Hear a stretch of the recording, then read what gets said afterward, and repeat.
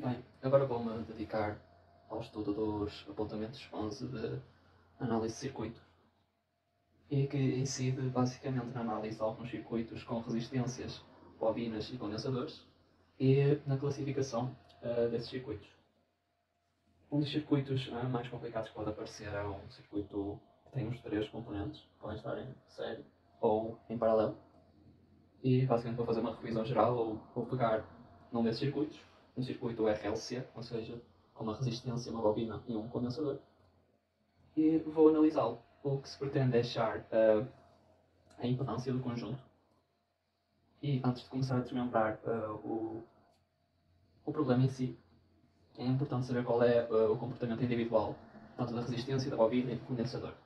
Para isso podemos desenhar os diagramas fasoriais de cada um. Vamos começar com o da resistência. Vou escrever R, sei lá.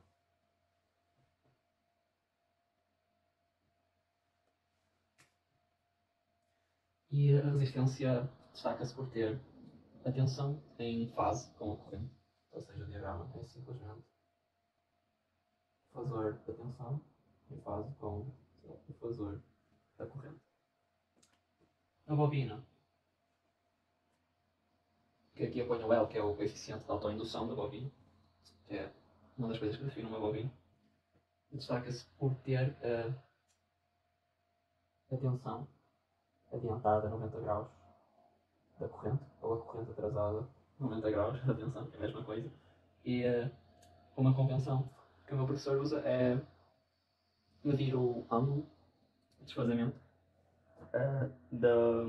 da corrente para a tensão. Ou seja, assim. Isto é o meu ângulo φ e ele é positivo.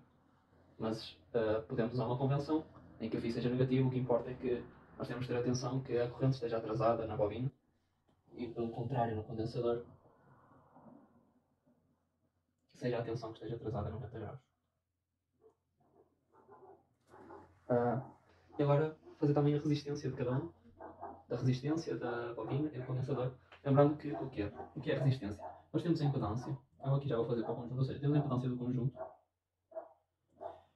e a impedância é definida pela resistência, e pela reatância, que é este ângulo do desfazamento. Ou seja, aqui nós queremos Z, a resistência. Na resistência, segue a lei todos seguem a lei de Ohm, mas então a resistência da resistência é simplesmente o de R sobre I de R, a tensão de R, sobre a corrente de R. Para a bobina, isto aqui também é válido, ou seja, Z de R igual a isto, Z de L igual a U de L sobre iniciativa liberal, igual aqui a uma frequência angular vezes o coeficiente de autoindução L. E muito parecido para o condensador, temos que o de L sobre a iniciativa liberal igual ao inverso de 1 sobre a frequência angular vezes a capacidade. Pronto, e basicamente isto é o que precisamos ter em mente quando estivermos a resolver o exercício. Como uma quadra é limitado, agora eu vou apagar isto, porque eu já tenho na minha cabeça. Era bom se vocês também tivessem nas vossas cabeças. E agora, já volto.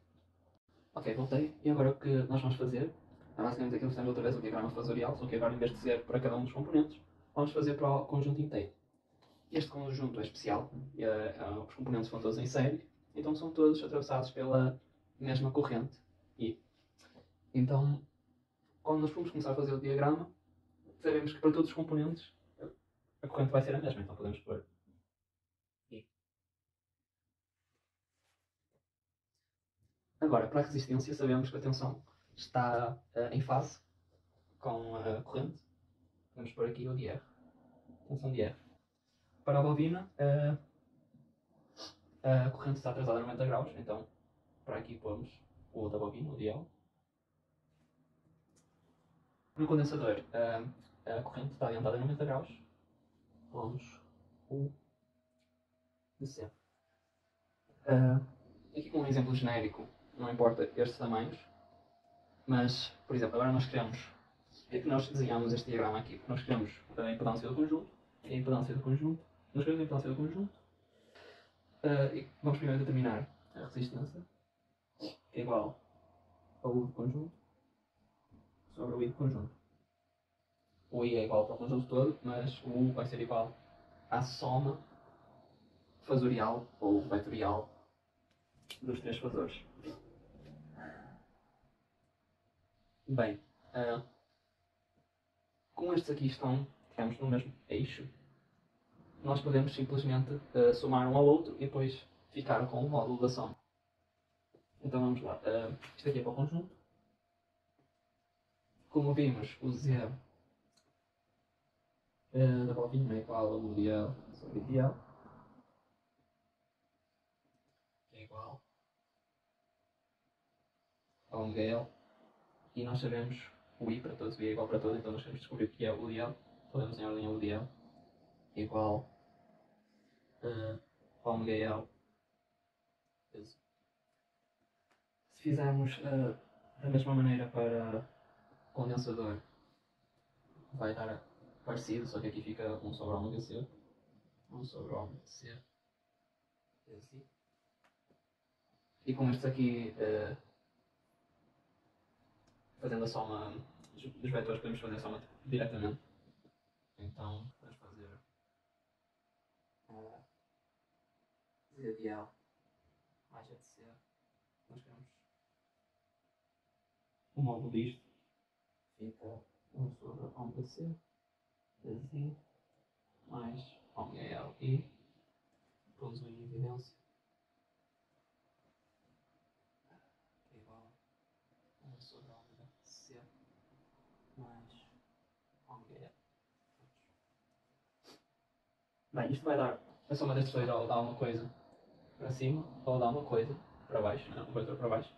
E nós vamos querer somar com o vetor da resistência, ou seja, vai dar este vetor aqui, ou este aqui.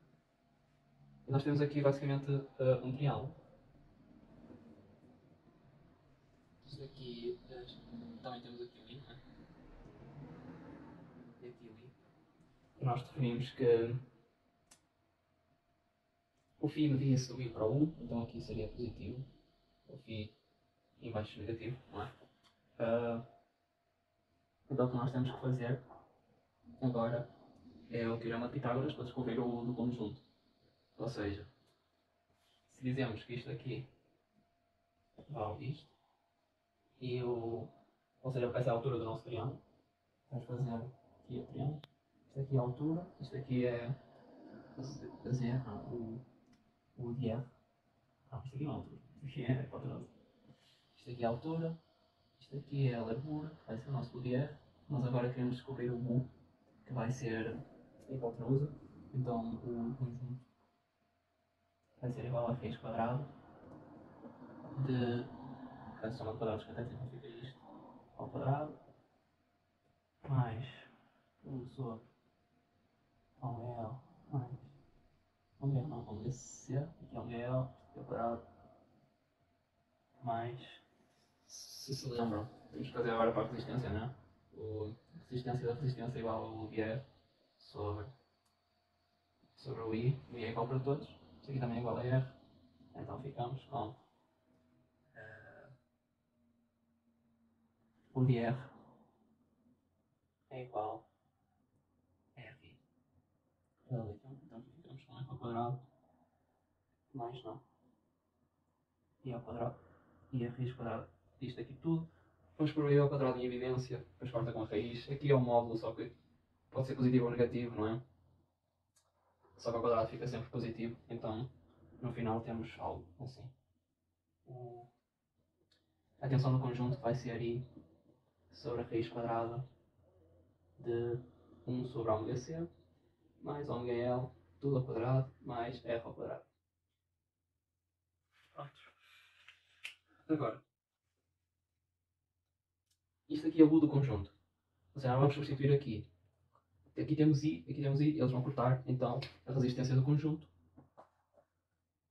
vai ser raiz de 1 sobre ômega C mais ômega L ao quadrado mais R ao quadrado. E pronto, esta aqui é a nossa resposta. Para ter a impedância equivalente do conjunto, nós não precisamos saber o ângulo φ, só que depende dos valores, não é? E aqui não dá para determinar, mas se fizéssemos o diagrama fasorial, aqui dava positivo, aqui dava negativo, e pronto. E a parte que se segue vai ser na classificação do tipo de circuitos, e eu já volto. Vamos agora ver então os tipos de receptores monofásicos. Aqui tem um receptor genérico, que eu representei por uma caixa. E todos os receptores têm uma impedância, uma corrente e uma tensão. Agora, se a tensão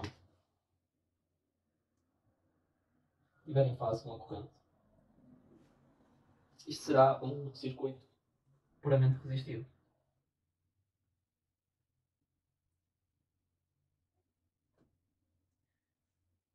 E o desfazamento entre a tensão e a corrente, que é dada pela reatância, o ângulo φ, vai ser simplesmente 0 graus. Por outro lado, se nós temos a tensão e temos a corrente atrasada, 90 graus, se ela está atrasada, o nosso φ vai ser positivo, neste caso igual a 90. Se vocês virem, este aqui comporta-se praticamente como uma resistência e este aqui comporta-se como uma bobina. Então, nós dizemos que este circuito é puramente indutivo.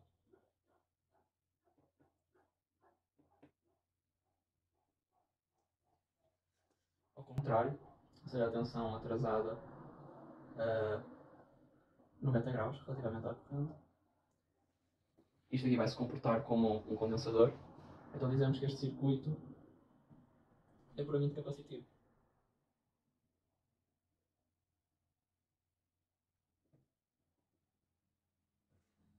Agora, se nós vamos refletir um pouco sobre cada um destes circuitos, este circuito pode ter os três tipos, pode ter resistências, bobinas e condensadores, desde que no final de tudo a tensão fica em fase com a corrente. Pelo contrário, nestes dois podemos ter apenas condensadores e bobinas, porque qualquer resistência que tenhamos vai puxar o I mais junto da tensão, não é? A corrente fica mais próxima da tensão e o ângulo já fica diferente de 90 e menos 90. São casos tipo estes aqui, ou seja, temos o U e temos o I. Este φ é negativo, mas ele é negativo, ou seja, ele é menor que 0. Mas tem que ser maior que menos 90 graus. Então, ele não é puramente capacitivo, é apenas capacitivo. Da mesma maneira, mas agora, o U, o I, agora um φ positivo, ou seja, se o φ é positivo, ele é maior que 0.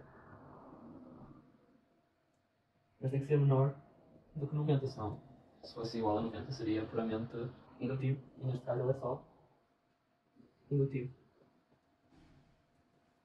Estes dois, assim como este, também podem ser constituídos por resistências, condensadores e bobinas. E pronto, aqui está um mini resumo dos apontamentos 11, onde analisámos circuitos com bobinas, resistências e condensadores e classificámos os tipos de receptores monofásicos.